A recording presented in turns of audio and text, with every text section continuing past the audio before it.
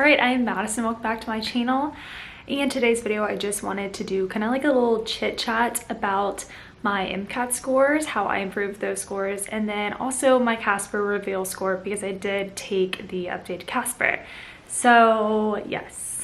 Also, I just want to say I apologize. I feel like I've honestly been kind of like putting my YouTube on the back burner. I did just start a new job, which I love, and I'm super excited to do like day in the lives and just kind of talk about that job as well. And then I have some other exciting news, which just happy to share. But yeah, I just kind of wanted to come on here because I feel like I did show that I was studying for the MCAT, and I didn't really say like the result of that, and I did get my result of that, and then I just got my Casper scores last night, and stuff is just happening, which is so amazing, and I'm so happy. So let's get into it. So first thing, this is not a, I guess I would say this isn't take what resonates and leave what doesn't, because I think I have taken the MCAT I think like 3 times now. And I will say I did, if you just a little background, I did end up getting my master's. So I already have a master's in it's actually microbiology and immunology, and I did super well in my program. I guess just saying like that, I have a lot of clinical experience and a lot of research experience, and then I guess my only low part of my medical school application that you would say would have been my MCAT score. I feel like I never took a full like in-person course, and then I never took like a virtual course. One of the reasons being is if you already know, which if you do, this is probably why you're watching this video, is it is super expensive. The test itself is I think about $300 just to take the MCAT. It is a 7.5-hour exam, I believe, 4 sections. Y'all probably already know. If you don't, this is not that video. This is just about like how I improved my score. And so I did end up doing a Princeton one kind of whenever COVID started. I was still in college, so it was my senior year. I did that, and I believe it had videos and things like that. However, that actual exam was during like the height of COVID, so they changed the exam to a 4.5-hour exam, so they shortened it, and the score I got was a 495. That actually ended up being my highest score thus far, which I am in Louisiana, and it's not a bad score, I would say. I guess like the MCAT in general is like you kind of want to break 500, which for some reason I feel like that was so hard to do. Especially like if you know like I'm super good in school, super good. Like I also took the shelf exam, so I already had like a lot of as if I was in med school experience, so it was kind of annoying that this one standardized test was kind of bringing down my application. And a lot of schools too, if you don't have like at least a 500, you won't get a secondary application, or you won't even be considered for an interview. So kind of sad. I did end up getting a medical school interview with that score. So I mean, it's still possible. Also, I think some other things to like consider just with med school applications and things in general is just like knowing your region. For Louisiana in particular, some of the schools like LSU are very like they keep residents, so just keep that in mind, because if you're in Texas, maybe like you're thinking, you know, I could never get an interview with that score, but you just have to like keep in mind. I can't give advice on exactly like what each school is looking for and what they're not, and what the like you just don't really know. But if you also know kind of like your highest MCAT, just like apply those schools, I would say. But yeah, I feel like people can get like 520s and go to some schools, and then get like a 495 and go to the same school. So honestly, it just depends on your application, depends on 1,000 things, and it's not in my knowledge to know that because I'm not an admissions person. But what I will tell you is just my experience. So I got a 495, that was my highest. I ended up doing like a little Princeton, their little books, and I think little videos, but again, it was kind of weird because I took the shortened one. And then I did my master's, and then I ended up, I didn't want to pay for a full course because also, if you know, these courses cost at least $1,500. So I had just finished my master's, and like, I don't really want to do that. I feel like I should retain a lot of information. I had just basically done a whole year. of studies again. And I just feel like in my master's I was able to comprehend things to a deeper level than I ever was in college. So I just kind of did, I like reviewed my MCAT books. I feel like I didn't study as much as I really should have. I did end up buying some of the practice tests from Blueprint. So I just did some Blueprint practice exams. And again, this was like the full length exam because this is like 2 years post-COVID. So I took that and I actually ended up going down. So it was kind of frustrating, kind of disappointing because I was like, geez, I thought I was going to do a lot better. But also at the same time, I was kind of just like, I don't want to take this exam again if I know I could possibly get into some schools with my already like below average score. I'm totally fine with that. And that's like a whole thing in itself, that application cycle. But I ended up getting an interview, but I actually applied super late. So I did not end up getting in, obviously. Then I ended up taking a few years off, and then this go around I decided that I was kind of just gonna go all in. So I ended up doing Blueprint. I just did their virtual, like I believe it still was around like either $1,500 or $1,800, which I understand it's a lot. And there are a lot of good resources. I also use Jack Weston too for more practice questions and things like that, so you can always like use those. For me, I was just like, you know what, we're gonna go all in, because also I guess the benefit of taking a few years off is I had a full-time job, so I was able to save money. Yeah, you know, just have the means to buy a program like that and not have to ask my parents or have to ask someone else, or you know, like things like that. So this last go around I was kind of like, I'm gonna go all in. So I did the Blueprint, I think it was like the Learn As You Go or something like that, where like there's videos online, you get the book, you also have a practice exam, but you have like an online calendar, so you can kind of like put which sections you want to do per day. And that's what I did. I think I ended up studying about, I think I started end of April to June, July, and I took the exam at the end of July, so about 3 months, because May, June, July. So yeah. And also I thought that I was gonna be able to use my old score, so that's one of the reasons that I did not take this exam earlier in the year, if that makes sense. So this was just a very last minute decision for me. So yeah, and I was still working a full-time job up until that point. And what I was doing is I was just like waking up early, doing like I would do like 3 or 4 of their little like videos slash like it's multiple videos, and then take notes. And I would do 5 CARS passages a day, 5 of biology, or maybe 5 of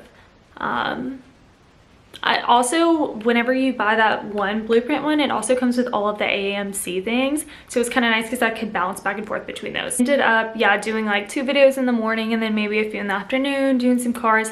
And I just kind of got to a point, I was working from home, so it was kind of a little bit easier than like if you work a full-time job like in person, because that's a lot. I ended up just kind of getting to a point where I was feeling burnt out in my job already, and I had the means to support myself, to take off and really devote this time to study. And I really think that made a huge difference. So if you're maybe like you have a summer, if you're like in school, take that summer and just dedicate to study. Or if you are in a full-time job, if you have the means to take off, or if you're in between jobs, it would kind of work like that. I know this is not a possibility for everyone, and I totally understand that. And yeah, but just for me, that's what it worked, because I guess I just kind of hit a point where I have a visitor.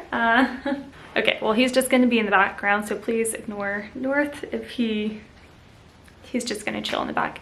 But what I was saying is I kind of got to a point where this was the last time I knew I wanted to take this exam, and I just kind of wanted to go all in. So that's why I purchased the full course. It wasn't like it was a Learn As You Go, so it wasn't the highest one. It wasn't like you had like tutors or like someone like one-on-one that you had to go to a class. It was just like the Learn As You Go one. Another one of my friends did it. I'll link it down below because it really did help me. And yeah, then I decided I would take time off. And if you have the means to do it, do it. But for me, I did not want to take this exam again. This was literally make or break it, I'll say, because I wanted to get above 500. I ended up, let me read these for you, because I ended up actually scoring 7 points higher than my score. So I ended up getting a 502, which I understand.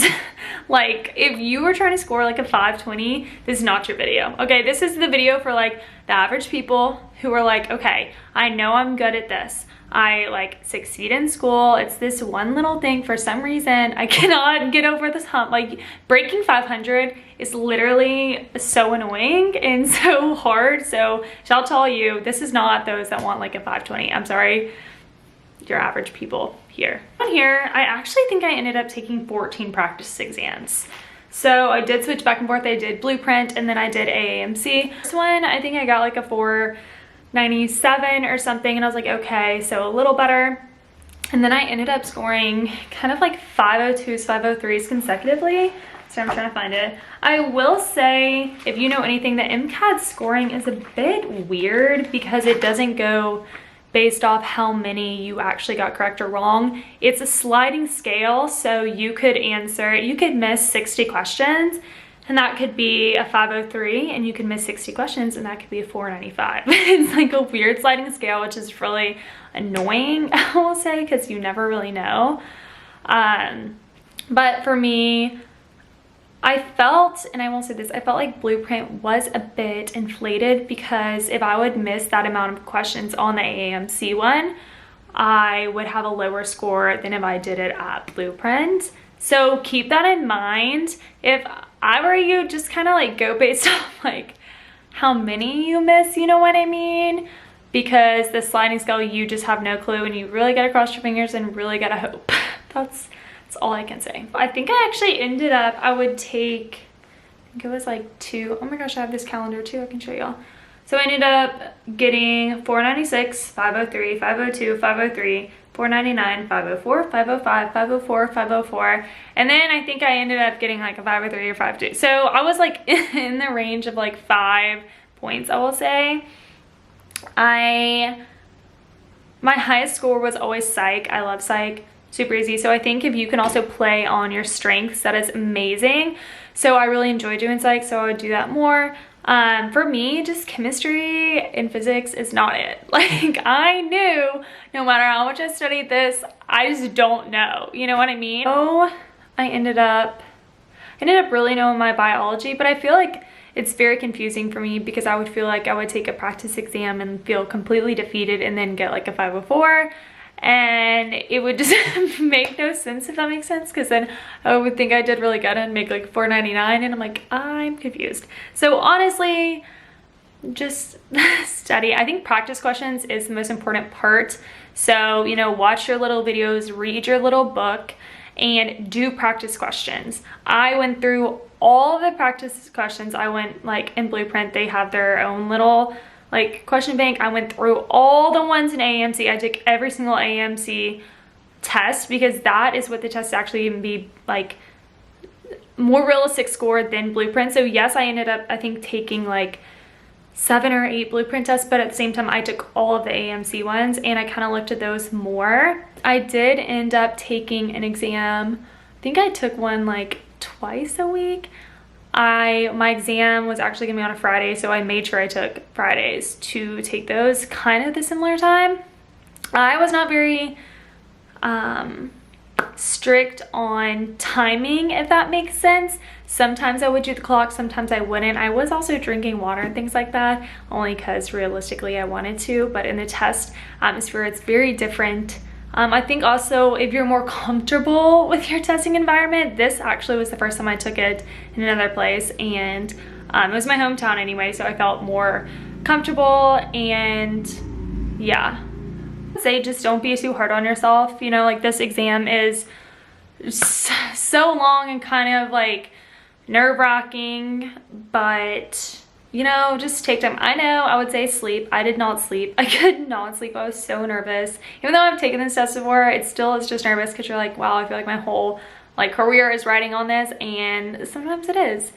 But yeah, just relax, do good, or try your best, and yeah, I wish I could give more helpful tips. I mean, I think my master's kind of helped because I understood like certain things I didn't really have to go into detail with because I more understood it. But this test, it just covers every single thing from science and physics and chemistry. So yeah, but I'm here to tell you, if you are just trying to break 500 or just get like I think my goal was a 503. Like reach goal, I want a 505. Medium goal, I want a 503. Bare minimum, I have to make 500 because that's average. So, and I did it, and I'm here to tell you, y'all can do it too. I wish I could give y'all the secret recipe to do it, but I can't. What I will say is this is a big exam, so if you are able to afford test prep, do it. I don't think, if you're not looking to get like a 520 or whatever, like just, you know, do the videos. I think the videos are the most helpful part. I'm not gonna lie. I understand that you can buy books. I just feel like for me, that was not really, I was not really learning. And practice questions, super, super important. Also doing cards daily. I did 5 passages every single day, like every single day. Even if I wasn't studying, 5 passages. And just knowing like you may have to give up some of your weekends, but that's okay. I think I did take one day off, like Sunday.